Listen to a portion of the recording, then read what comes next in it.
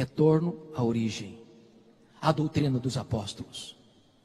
E por que eu creio que hoje precisamos de uma nova reforma? Primeiro, irmãos, porque o liberalismo ainda está devastando igrejas no nosso século. Tristemente, colegas, a Europa, o berço do protestantismo, não tem o que celebrar nos 500 anos, não tem. A igreja protestante na Europa está praticamente morta. A não ser que Deus traga um avivamento, o que você vê é evidência de incredulidade. Eu estive recentemente na Holanda, de 1960 para cá, os templos estão lá, mas os crentes não frequentam a igreja. Fomos para a Escócia de John Knox, a Escócia berço do presbiterianismo, num dos templos mais importantes de Edimburgo. Você entra lá, o que tem lá dentro é um bar.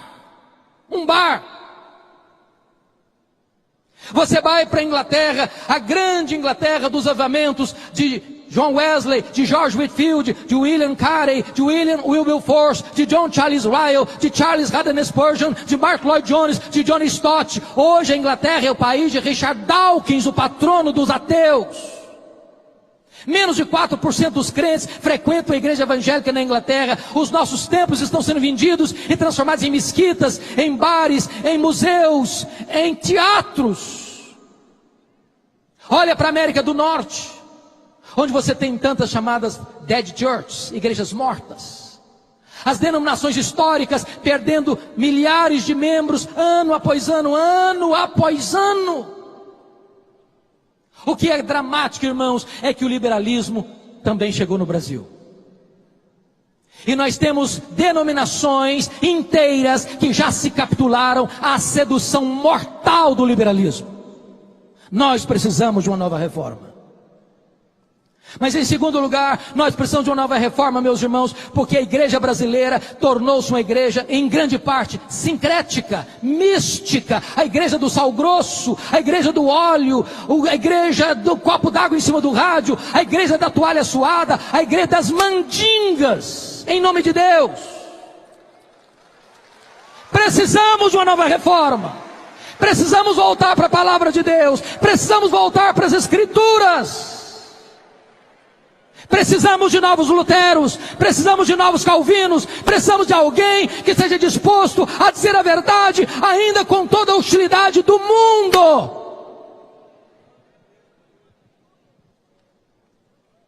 Mas em último lugar, irmãos, nós precisamos de uma nova reforma, porque nós assistimos no Brasil, tristemente, uma igreja onde há a presença de uma ortodoxia morta.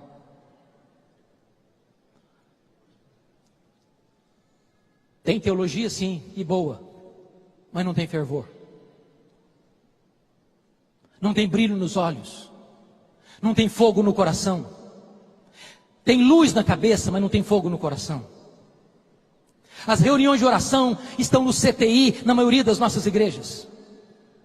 O secularismo está entrando para dentro das nossas igrejas. O índice de divórcio dentro da igreja é quase o mesmo fora da igreja. O índice de jovens que vão para a cama com o namorado dentro da igreja é quase o mesmo fora da igreja. As festas de casamento dos crentes tornou-se festas pagãs, de bebedeira.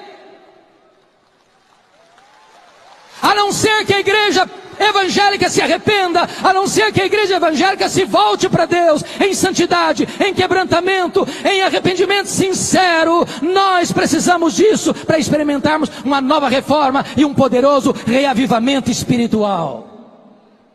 A minha oração e o meu clamor aos céus é que essa celebração de 500 anos nos leve a uma reflexão, nos leve a uma postura de arrependimento e nos leve de volta ao caminho do cristianismo primitivo, simples, puro, mas cheio do poder do Espírito Santo de Deus. Que Deus tenha misericórdia de nós.